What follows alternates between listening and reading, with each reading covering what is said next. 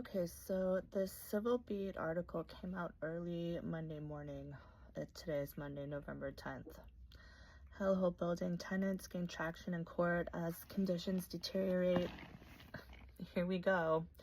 Residents were terrified when a group of men in black clothing armed with a pistol showed up last week. This happened on Thursday, November 6th. Today they head back to court. Okay, so there's a bunch of court cases every week that Chad Waters isn't showing up for.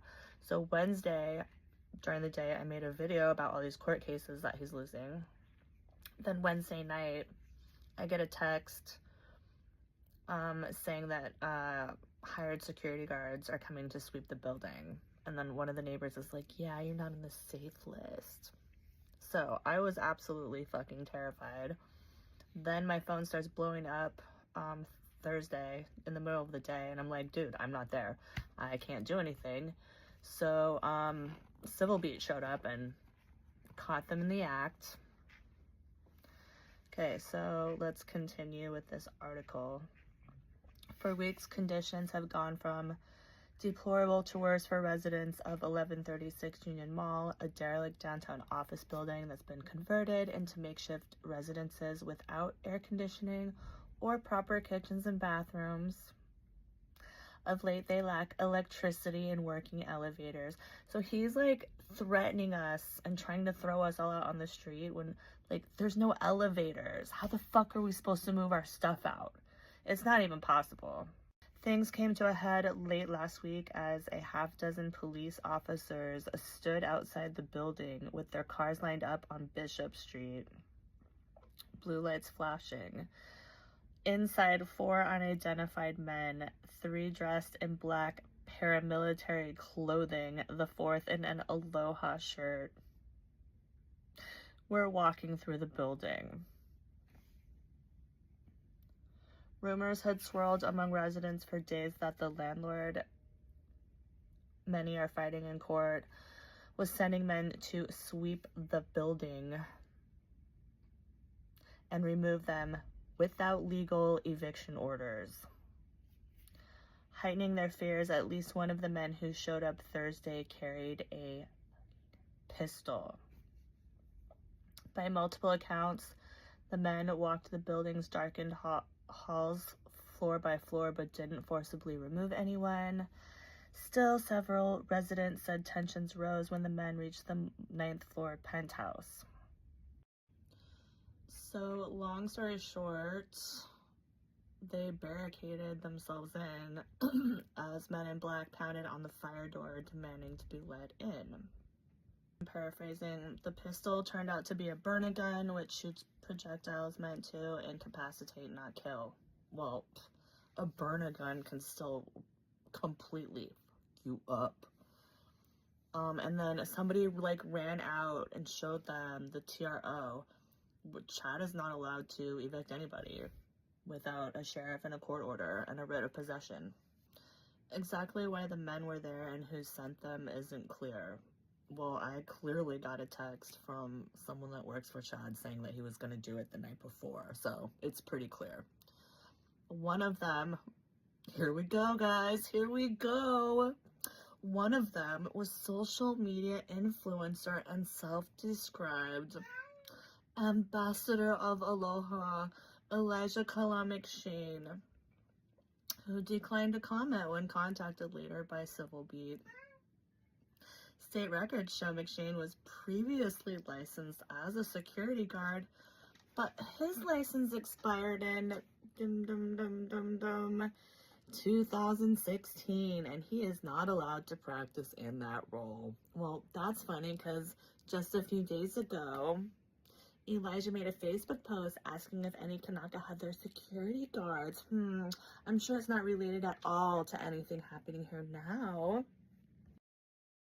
Alright, and enter more of a clown show. The Honolulu Police Department also couldn't say exactly what happened.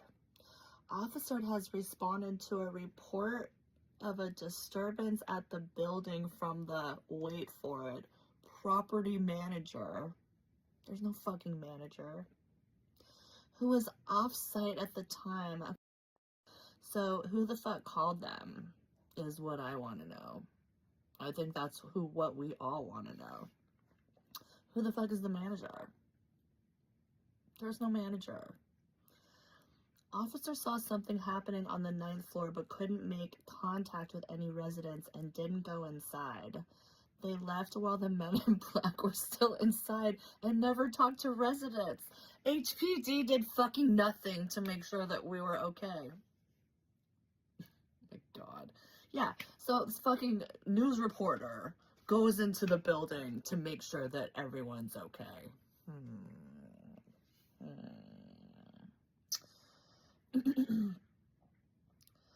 Okay, then it talks about all the crime. Okay, then there's me. Kamaka Pahinui, a resident and former administrator for the building's owner, Union Mall Development Group, LLC, called incidents like the one on Thursday a normal occurrence at the property. We're in a situation where we're all just fighting for survival, Pahinui said. It's overwhelming. I'm literally fucking afraid for my life. There's nonstop violence. People go around beating each other up, smashing doors, smashing windows, threatening lives, breaking into people's fucking apartments. I'm afraid for my life every day. I've had direct threats against my life and my animals. The building's co-owner, Chad Waters, who purportedly stepped down as building manager earlier this month, declined to comment. Co-owner Scott Bingo also declined to comment beyond saying he didn't know that Waters had stepped down as the building's manager. Basically, it's Chad's operation with a handful of investors, Bingo said. Okay, so who the fuck are these investors? Then it goes to talk about how the couple of the judges have put a stay on this rent trust fund that people are supposed to pay into. Like, even with the power shut off, Chad's still trying to collect rent money from people. And actually, well, because he had already been threatening me for, like, you know, months, but in the middle of October, when we have no fucking power or elevator, he's sending people 45-day eviction notices and then saying, oh, well, if you want to renew, then you need to pay me half of October rent right now. Like, what? Okay, so it talks about how people are starting to win in court. So I broke it down in one of my last videos how, like, Chad wasn't showing up. He was being summoned by the judge, and instead of showing up, he sends his attorney a text saying he no longer manages the building. Like, that's it. Boop. It's just off the hook like that. No.